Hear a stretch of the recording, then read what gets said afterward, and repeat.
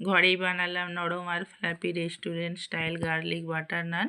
প্রথমে ময়দা, চিনি, লবণ, তেল, স্টার দই দিয়ে নরম একটা ডো বানিয়ে নিলাম। তারপর ডোটা রেস্টে রেখে যাতে নান হয় আরও সফট ও ফ্লাফি। তো ডো ফুলে উঠলে ছোট ছোট লেচি কেটে আবার 10 থেকে 15 মিনিট রেস্টে রাখলাম।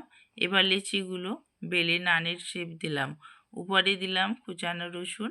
গরম লোহার তাওয়ায় নানের এক পাশ হালকা পানি লাগিয়ে বসিয়ে দিলাম। দেখুন কিছুক্ষণের মধ্যে নানটা গোল গোল করে কি সুন্দর ফুলে উঠেছে।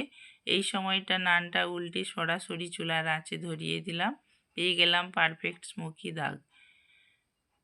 এখন গরম গরম নানের উপর গার্লিক বাটার ব্রাশ একটা নান ছিঁড়ে দেখাচ্ছি ভেতরটা কতটা নরম, হালকা, ফ্লাফি।